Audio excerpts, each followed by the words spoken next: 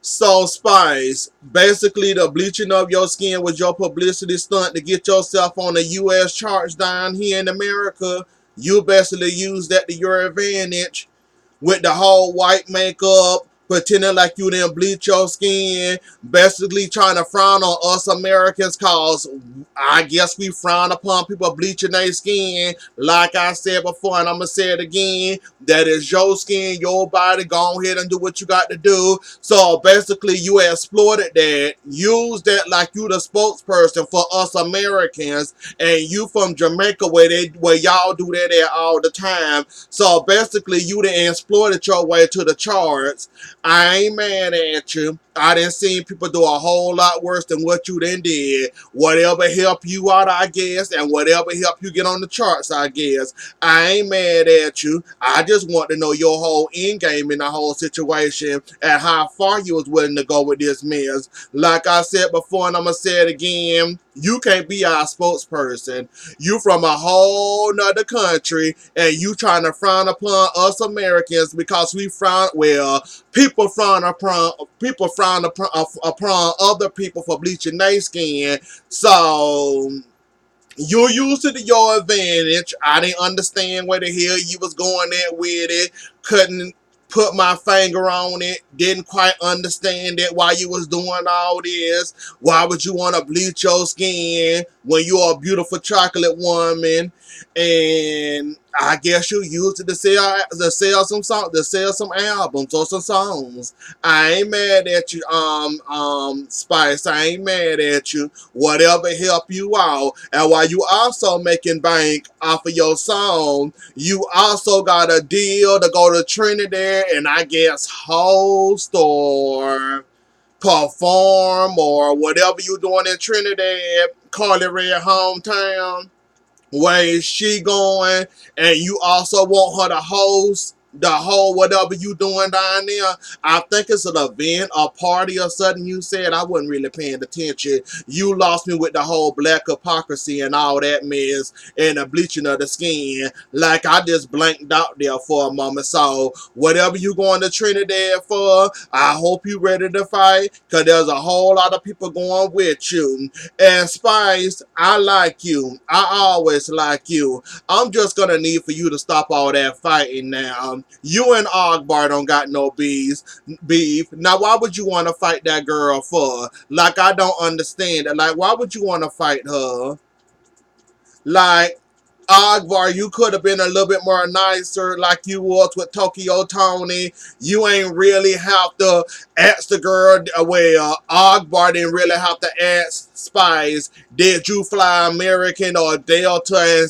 And Spice said, yes, I did. I flew first class. And then with the bitch, and you know Spice have a thing for that B word. And you know she be ready to snap. And Spice, you weren't coming up there to play nice. You had your shoes off. You came off kind of aggressive, kind of strong from the beginning. When you weren't going to get what you thought you was going to get, talking about you busy doing what you got to do, you started pulling off your shoes. Your body language was completely off.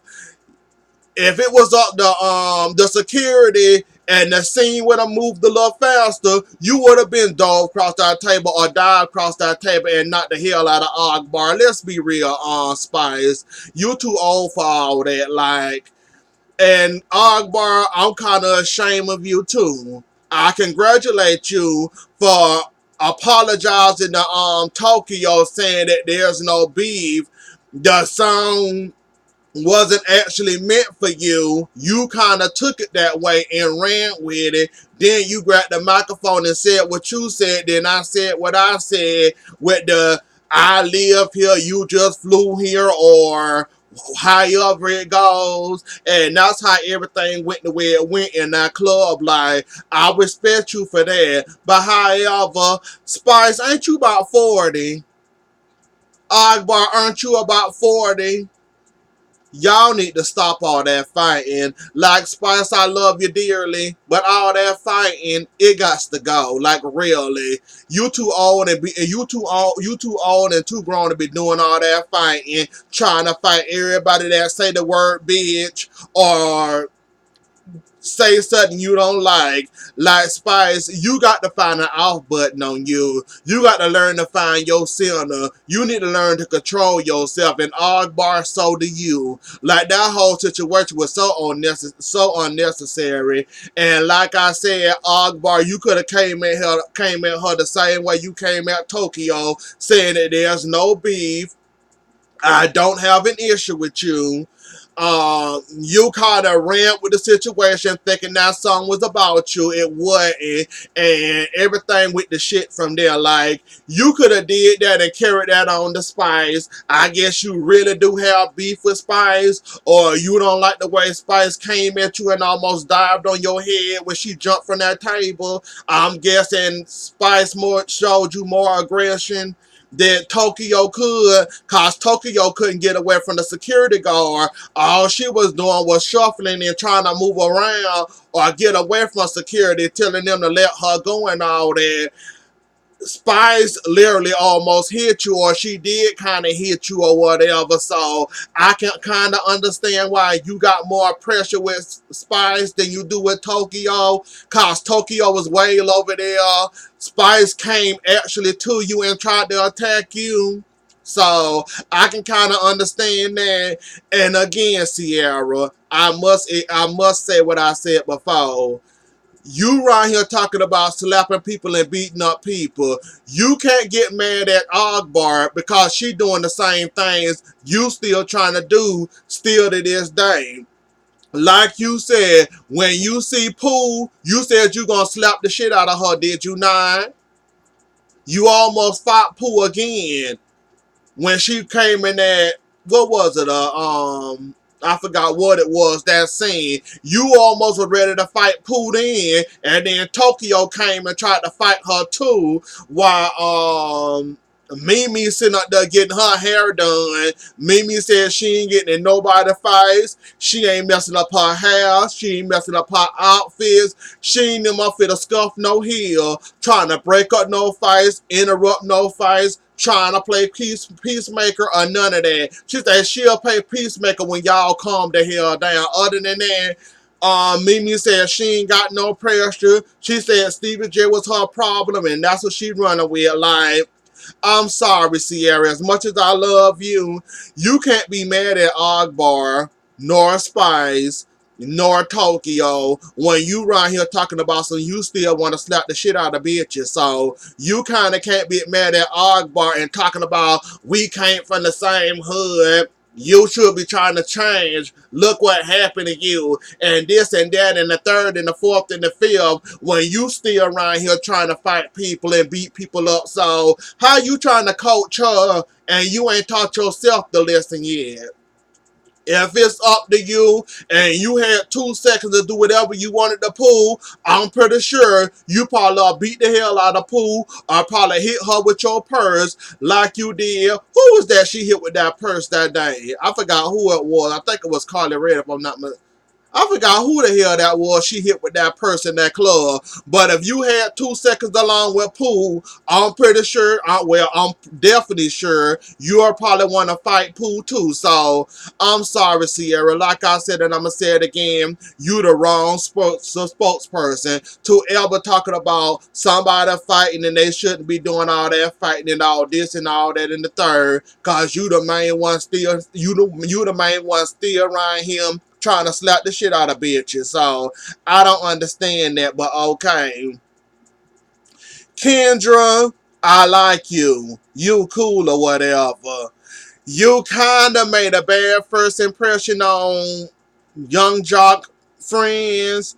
You new to the fold. You best to let Karlie Redd beef you up, talk you up, or punch you into a situation where you coming into this friendship or around this man friends or people he know basically showing your behind ready to fight people. So I'm sorry. You want to get one bite of the apple. Your first impression was you was ready to fight Karlie Redd. You ain't got no time to trying to redeem that or trying to straighten that up. You already left a taste in on people's mouth by trying to fight Karlie Redd because of the stuff she said up there in that cabin. Now, I'm all for you trying to redeem yourself, trying to show them a better side of you. But who goes to say that Karlie Redd might not get under your skin again, and you might want to fight her all over again? Cause she only did this when she was mad, and basically she was just trying to look for a spot to try to piss you off. And basically she exploited that spot, sat there and dug her nails in that spot, and you basically hollered and screamed and was ready to fight because she drug you. Well, she stuck her nails in you hard enough for you to react. So, Kendra, I'm sorry. I'm willing to give you a second chance, but you kind of showed your behind in front of a whole lot of people that young jock love, respect, and also kind of related to in some way, or he look up to these people as brother, sister, or we not really relatives, but I think of you as a brother, sister, maybe an uncle, maybe a little bro, big sister, whatever. So you can redeem yourself, but not by not letting Karlie Redd get under your skin like she did at that cabin. You can redeem yourself or whatever, but good luck. This is a tough crowd, and you kind of showed your behind. I hope you took Bambi advice and don't let Karlie Redd get under your skin again, cause Karlie Redd and they exploited the spot on you, and I'm pretty sure that wound ain't healed yet, and I'm pretty sure she gonna try to dig her nails back in there, see can she get another reaction like you gave it that cabin again. So anyways, though, I hope you do have fun in Trinidad,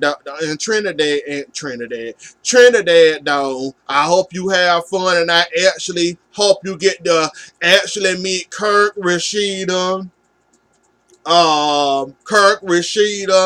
Ciara going, Tokyo going, Pooh going, Mimi going. I hope you leave a better I hope you leave a better reaction or leave a better taste in their mouth than you did at that cabin when you were trying to fight Karlie Redd and shoes were thrown, clothes was being shuffled, stuff was being out of place. Young Jock trying to talk common sense into you, telling you you got too much to lose to be doing all this and showing your behind on national TV, knowing the job you got and knowing that the bar ain't got no problem revoking your license because you on TV showing your behind. That's another reason why you should let people get under your skin like that. Like I said, she was looking for a reaction. She was mad at the world, and you basically gave her everything she needed and more. So hopefully you can compose yourself better than what you did in the cabin. We can only hope and pray.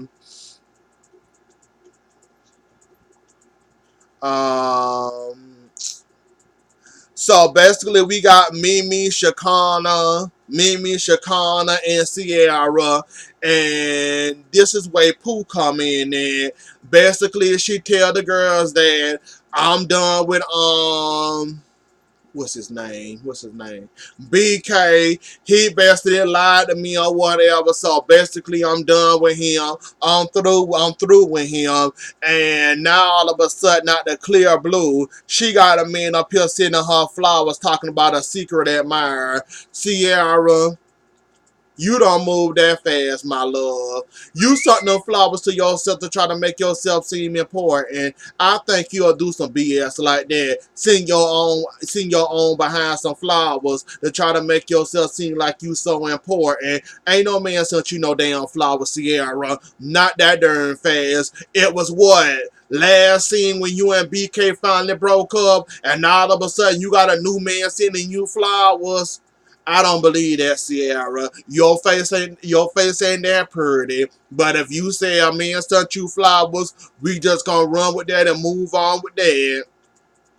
And What else happened on that scene besides the secret admirer?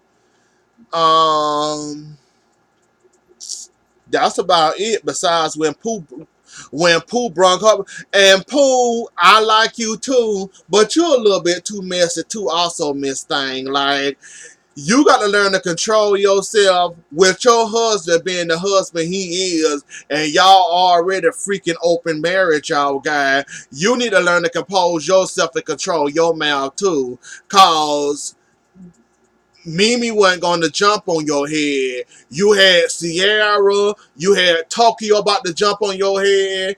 Karlie Redd wasn't there, but I'm pretty sure Karlie Redd was there. She probably would have led the line and tried to get you. Like, Pooh, you better control yourself a little bit more better, baby. You seem like you sorry. You want to try to make it up to the girls. You want to try to get along with the girls or whatever. But you got to do better, Pooh. Like, your mouth is a trigger for you, and your mouth is known to piss people off, just like it pissed Karlie Redd off at that cocktail party you were throwing. And you didn't piss Karlie Redd off. You pissed your own behind off when Karlie Redd clapped back at your behind. And then you at your own party messing up your own decoration and around here busting glasses and around here busting glasses and messing up your own decoration at your own party where you supposed to be apologizing and saying you sorry, but you get caught up and then you end up turning left or whatever.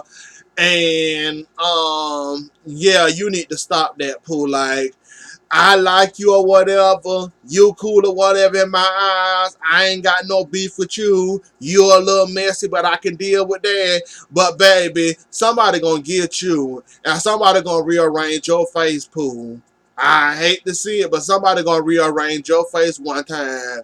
And you gonna stop playing with people when people ain't really when people ain't playing with you, and especially not Ciara. Ciara already said she gonna slap the shit out of you as soon as she see you. So you better hope that you can find your way to forgive yourself, or find a way to get yourself better.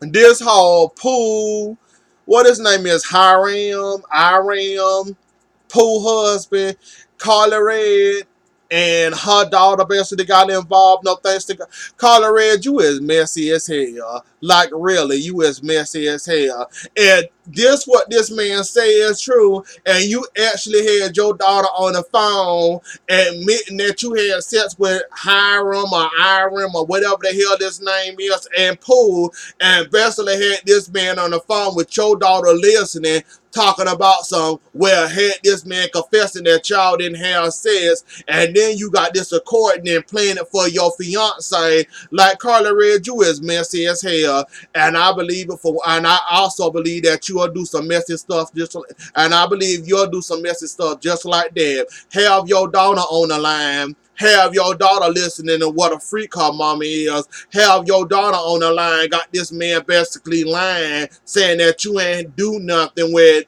that man and Pooh. So, Karlie Redd, I believe it. I believe it. I believe you'll do that messy stuff. I done saw you do a lot of messy stuff throughout the seasons. So I believe you'll do some mess like that. I absolutely believe you'll do that messy stuff just like that and try to get away with it. Now, on the other hand, Mr.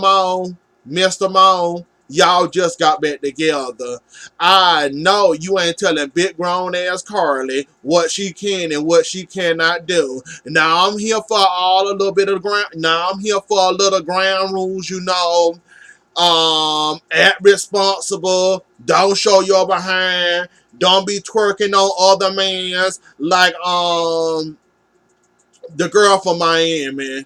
I forgot not Miami. From New York that's married to Joe. Now I expect you to be a little bit of messy. Not a whole lot of messy. But Mo, she just took you back. Are you really trying to tell this woman what she can and can't do in her home time? Basically giving her a time limit when she can and can't come back?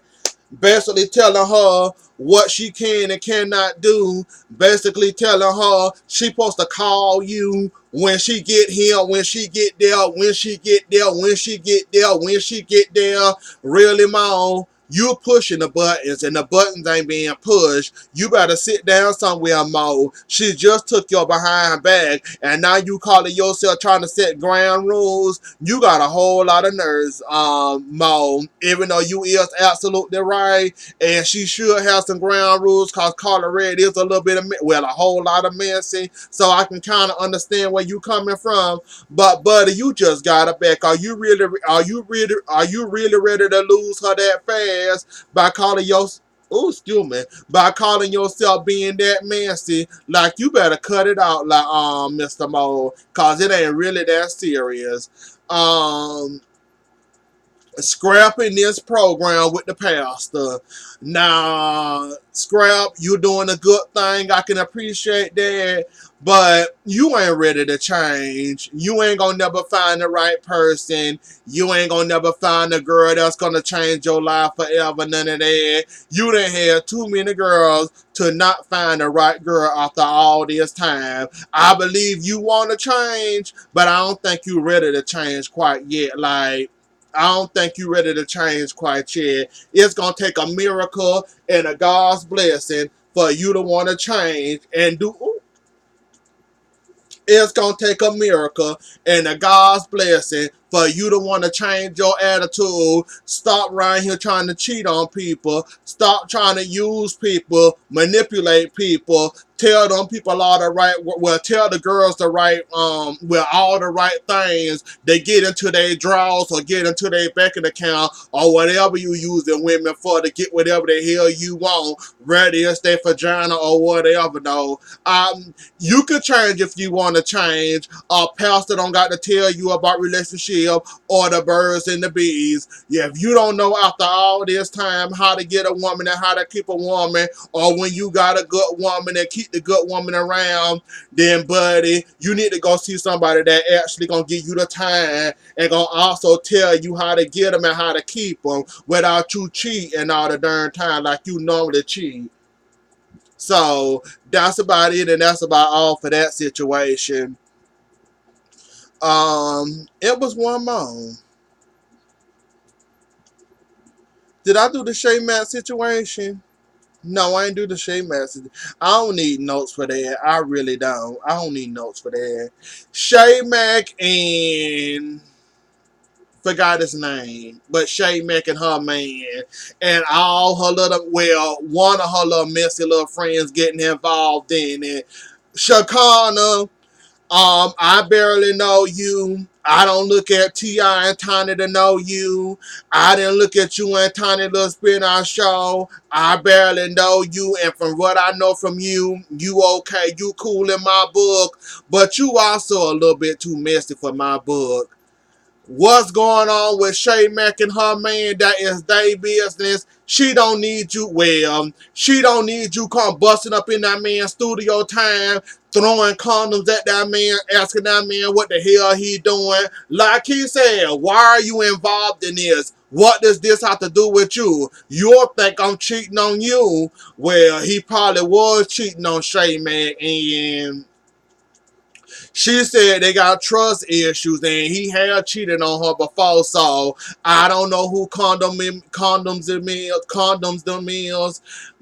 Good luck trying to figure out whoever the hell condoms them is. But Shakana, you should have stayed your big nose out of it. Like, that's dumb people business. You having a right to your opinion. You can say whatever you want to. You can try to lead your girl Shay Mack into lead her to water, but you can't make her drink the water. He didn't cheated on her one time. She didn't took him back. Now she didn't found condoms. Now she upset.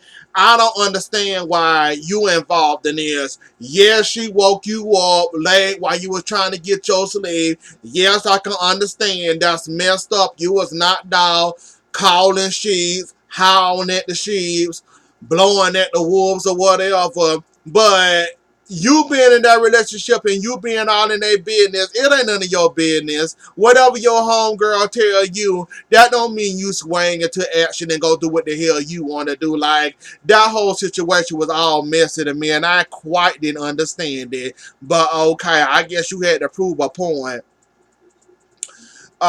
Speaking of that, now I'm to that part, and also the awkward part about that the situation, in my opinion, was Tokyo Tony already start up a studio session with him. They working on the song. They in the studio. She already know what the hell he did or haven't done.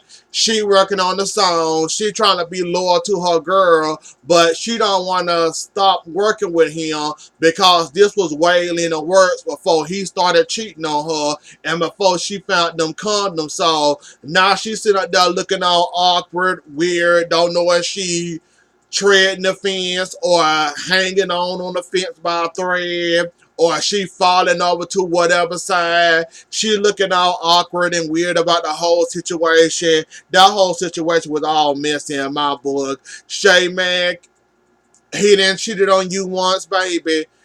Either give him another chance or leave him. That's about all I can tell you. Don't do a Ciara get cheated on about 4, 5, 6, 10, 11 times like Ciara then got cheated on and then say you done and it's over and all that. And then he start to have sex with your friends and your best friends or people you might know. So you deal with that how you gonna deal with that, I guess, or whatever. It ain't really none of my business.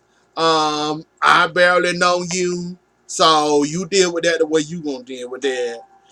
Kirk and Rasheeda and his fake baby daddy, I'm the pappy. Rasheeda cool with it. Um, let's just go ahead and get that on out the way. It's gonna be quick because I ain't dealing with this. I'm not dealing with this fake daddy storyline. I really not. When they start talking about Kenny and Kurt and father, and knowing that I know that that shit is fake as fuck, and knowing that every time they bring that little boy, mention that little boy, it's basically laughing and playing in my face, and I'm not here for all that with the whole Kirk and Cannon and he the father and Jasmine. That whole, when they mention Jasmine or that baby, my brain go completely off when it comes to that situation. So I'm try to follow along for what I heard and when I blanked out and stopped giving a damn. So Kirk and Rasheeda, Kirk with Rasheeda, then got Press Houston, Press Atlanta, Press.com, and now they're working on a bar, a lounge, somewhere you can kick your foot up, a restaurant, whatever the hell it is. They scoping out a new place. They're talking about what they gonna do to it. They're talking about Trinidad and Kirk want to talk about having said, talking about what they gonna do, talking about how they gonna do it. Okay. My stomach turning. That's enough of the sex talk with them two. And then walks in Kelsey. I think her name is. That's her name, Kelsey. So the story goes like this. Basically, Kelsey tired of being the middle person in this relationship. Basically, she the buffer between Jasmine, Rasheeda, and Kirk and this baby. Basically, she go to Jasmine house to pick up Cannon, put Cannon in her car, take him to Kirk and Rasheeda house where Kirk spend time with his fake son. And then when his time is up, Kelsey come back, pick Cannon up, take Cannon back to Jasmine house, and basically that's the buffer. Cause Rasheeda made it clear and made it be known that I basically cannot, well, Kurt basically cannot have communication or talks with Jasmine, meaning that he need a buffer, meaning that Kelsey basically got to be the buffer, and he ain't allowed to have no type of contact, no type of conversation, no type of DM, no type of text, no type of calls or whatever, and I can kind of understand where she coming from, but Rasheeda, it don't work like that, baby. Like that man got to have in contact with that baby, with that woman. I'm sorry, that's a sticky situation and a painful situation for you, but honey, he got to have contact with Jasmine. Kelsey not gonna always be around. As you can see, she said she's sick of that shit, and I'm kind of with her. I'll be sick of that shit too, and I wouldn't want to be involved in that or be nobody buffer between y'all three big grown ass people that y'all need to find a way to get along and get together for Kirk and actually talk to Jasmine when something involving his son, like he didn't even much know his son was sick until Kelsey basically told him, your son is sick again. And basically, I'm telling you, I quit and I don't want to be your buffer anymore. So now he got to find a new buffer. And now he had the audacity to be pissed at Kelsey because she said she quit being his buffer and she ain't got time to be his buffer anymore. And to find you another person to go pick up Cannon, drop Cannon off, spend time with Cannon, and basically find somebody else to put them mouse on them, put them mouse on their car to go pick back and forth. Well, to go pick, how I'm gonna say this? To go back and forth picking up Cannon. That's what I want to say. So basically, that's about it, y'all. That's about all I want to say. Like I said, I wasn't spending too much time on the Kirk and Rasheeda storyline. Like I'm over it. I don't really care about it. When they start talking about that fake storyline with Kirk is the father, knowing darn well he ain't the father, he ain't gonna never be the father of that boy, and that baby got a whole nother daddy that ain't Kirk, and basically y'all just playing around with that child. But the good thing about that situation is at least the child gonna be rich at the end of the day. At least that child gonna have him a nice goose egg for college fund or a nice trust fund set up in place for him, since y'all want to play like that's Kurt's father, like that's Kurt's son, and since Kurt growing along with it, and basically Kirk and Rasheeda paying Jasmine to go along with this guy, like Kirk is really the father of that child, knowing darn well he ain't the father of that child. So anyways though, y'all, that was the episode. Don't forget to like, share, comment, and subscribe. I'll see y'all later. Enjoy the rest of y'all night. Bye.